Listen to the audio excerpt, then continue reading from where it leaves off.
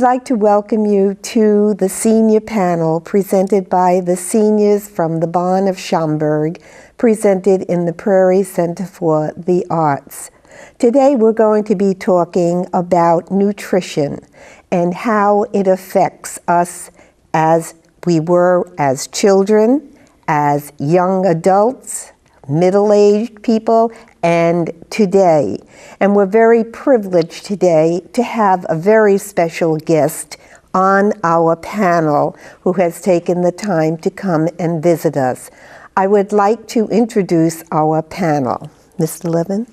I'm John Lavin. I'm the CEO of Age Options, the area agency on aging for suburban Cook County that supports nutrition and other services throughout the region. Thank you. I'm Doris Lane of Schaumburg, and I've been associated with the barn for about 2.5 years now, and I'm really enjoying this new classic setting we have here. Thank you. My name is Dale Alm. I'm a retired engineer from AT&T, retired in '94. I've got a beautiful wife, 3 children, 4 grandchildren, and I love going to the barn. I'm Maria Albrecht. I retired at 69 and I live in Schaumburg and I go to the barn now. Well, thank you very, very much and welcome each and every one of you. We're going to be talking today about nutrition, especially nutrition way back when we can barely remember what it is that we ate. But when we think about nutrition, there are many reasons why we do eat. First of all, physically, we must eat in order to maintain our health.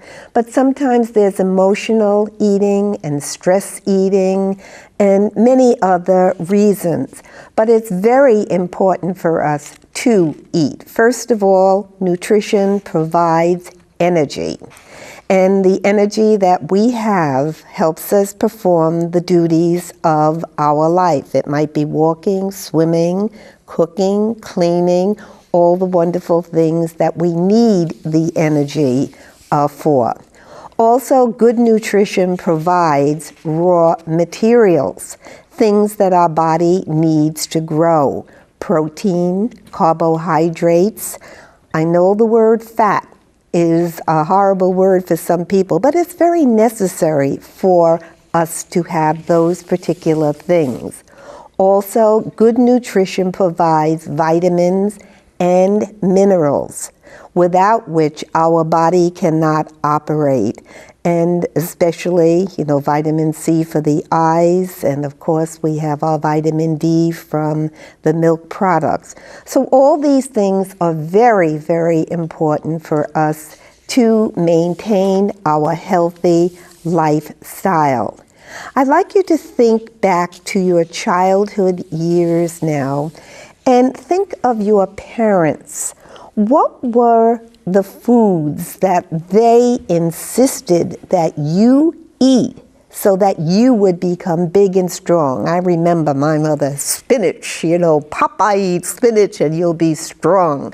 Can you remember any of those foods that you ate as youngsters that maybe you don't even see today anymore? Anybody like I can certainly remember being told that we have to eat liver. It rejuvenates the blood. Now, as it so happens, I love liver. Mm-hmm. And when all my kids were young, they loved liver too. Mm-hmm. Not so anymore. Oh, excuse me. I think too, back in the days when we were young there, Dale, I think the organ meats were very, very predominant because they were very inexpensive, especially during the Depression years. Yeah. Would you like to add anything on that? Well, heart stew, chicken livers. I love chicken livers. There was tongue. Tongue, yes. I love tongue too, yeah. Uh-huh.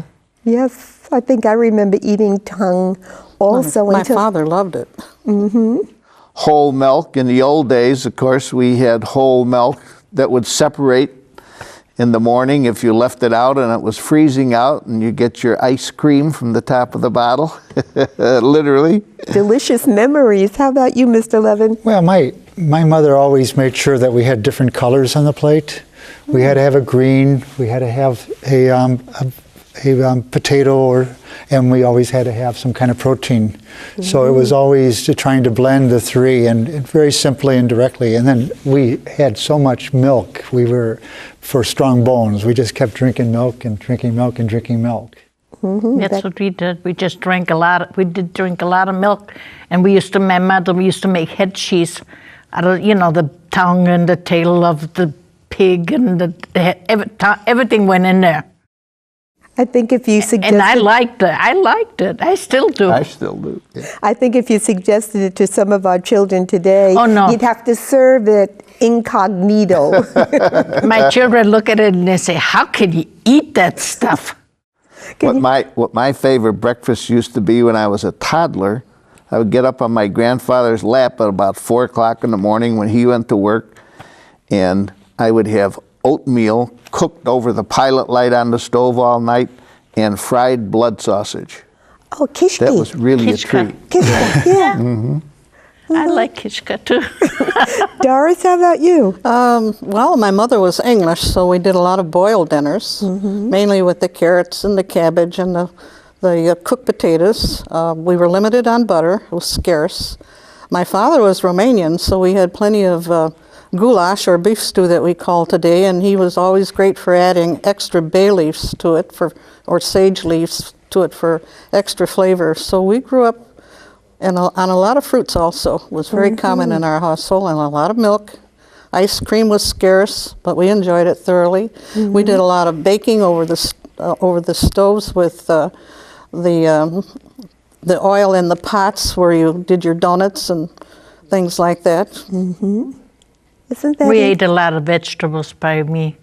Everything got thrown in the pot and cooked because it was cheap and it was supposed to be very nutritious, which it is.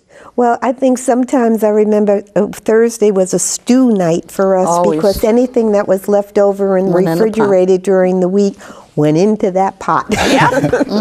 And it was eaten, and it was very, very good. Now, did anybody here grow any of your own food? Well, I grew up on a farm, so Oh, you we did. got all the fresh vegetables all the time. That was our main food, vegetables.